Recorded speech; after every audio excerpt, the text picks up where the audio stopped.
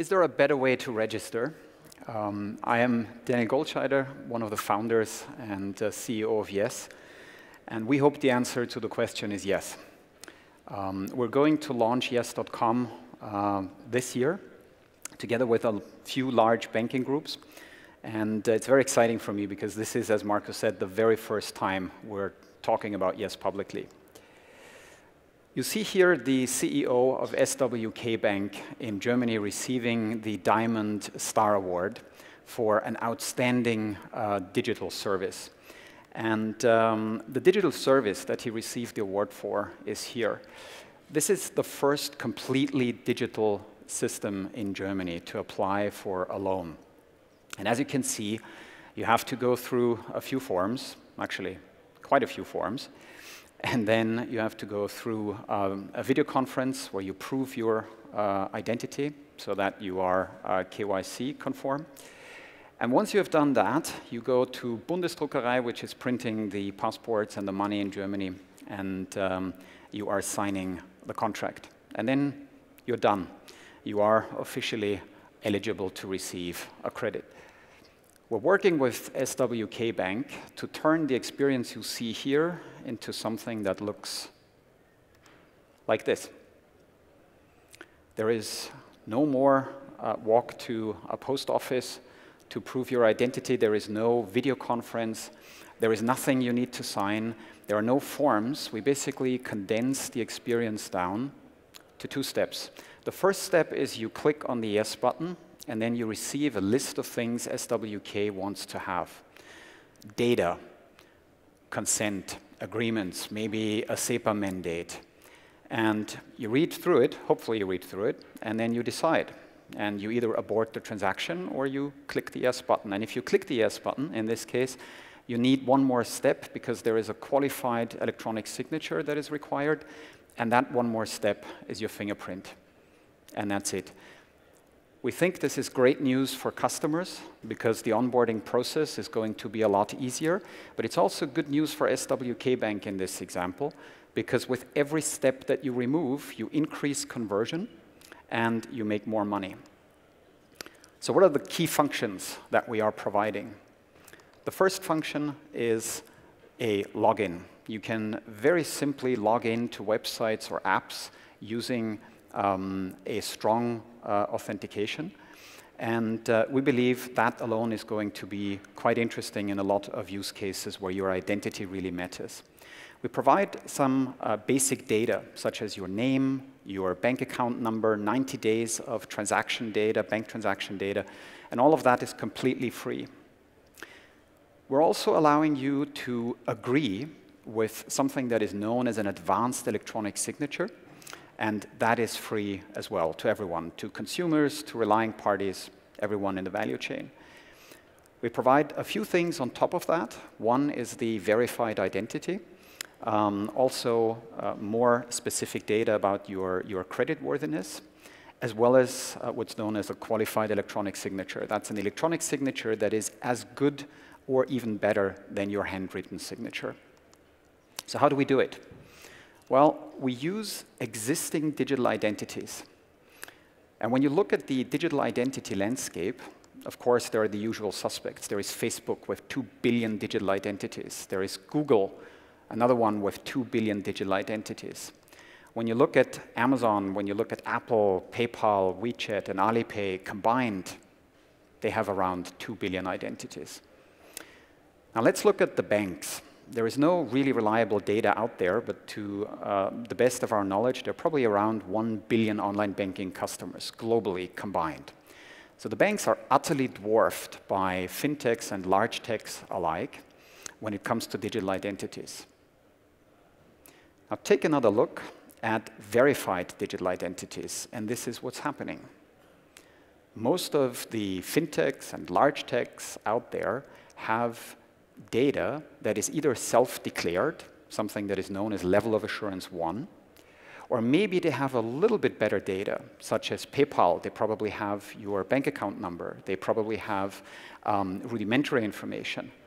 But banks are, in our opinion, the only industry out there that marry a strong analog identity with an advanced digital identity and a strong customer authentication system. So this is why we work with banks. Marco asked me to include a slide on onboarding, so this slide is for you, Marco. How does the onboarding work? Well, if you're a customer of a bank that works with Yes, this is the onboarding process. There is no onboarding process. We believe that you shouldn't have to tell your bank that you want to work with Yes, and the reason is that we are not the service provider. For every bank that works with us, the bank is the identity provider, the bank is what's known as an account information service provider, and the payment initiation service provider. And because you use an existing relationship, there is simply no need to sign up with Yes. We provide 4 major building blocks to banks. The first one is the Yes button. We believe there should be a neutral button. It can't be a button of any one bank. It shouldn't be a button that says buy because maybe you just want to log in. It shouldn't be a login button because maybe you want to sign something or you want to prove your identity. So we call the button Yes.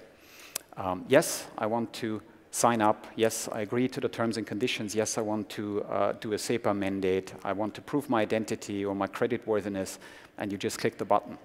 And the price of the button, we think, is pretty competitive. It's free. We give it away to anyone who wants that button. The second thing is a free bank directory. So after clicking that button, you need to tell someone with what bank you are working. And we think that should be a neutral system. It cannot be owned by any one bank or any bank consortia. So that's what we're offering. The third is the Yes API. If you are a website, if you want to receive this information from banks, you don't want a different API with every bank you do business with. So we create one standard API, and it's also completely free.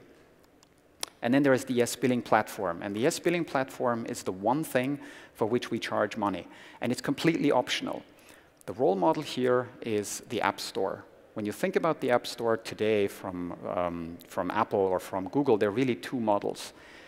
If you're Amazon, you use the App Store just to get reach, right? So as a consumer, you download the Kindle app from the App Store, and you pay nothing. Apple gets 30% of nothing, which is nothing. And if you want to download a book, you go to Amazon's website, and you have a bilateral contract with Amazon. We allow the exact same thing. Any bank that wants to sell data directly to relying parties can do so and skip Yes completely.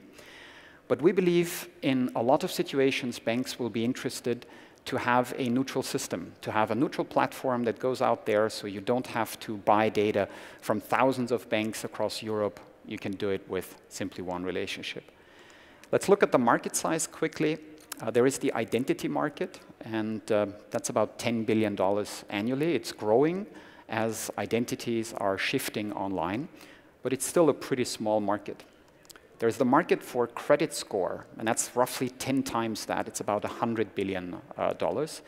But we believe the real opportunity is linked to identity. It's linked to credit scores, but it's actually slightly different. It is about conversion.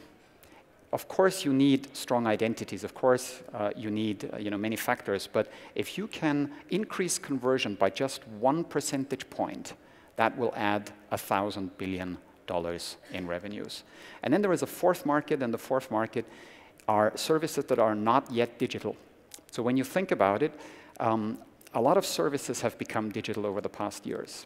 Auctions, if you buy shoes, if you buy flights, you do all of that mostly online in this room, probably. But when you want to take out an online loan or you need a new life insurance, those are services that simply are not digital yet for most customers because it's a very, very difficult process. We think we can help there. We think banks are really a powerful facilitator to enable completely new use cases or to help existing use cases grow. In terms of reach, we're going to announce in the next few weeks banking relationships with banks that have 50 million customers. We are a small company, we're a startup, and very proud to be on the main stage today. But we start with something that we think is really valuable, and that is trust from banks that want to work with us and help us here. We want to grow this market to over 100 million customers next year and 250 million customers the year after that. We believe PSD2 is going to help a lot as we want to help banks to turn this regulation into a freemium opportunity. If you are a fintech, if you are a large technology company, if you want to make life easier, onboarding easier for your customers, we would love to hear from you. If you are a bank and are looking for a powerful PSD2 strategy, we would also like to hear from you. And we hope working with all of you. Thank you very much.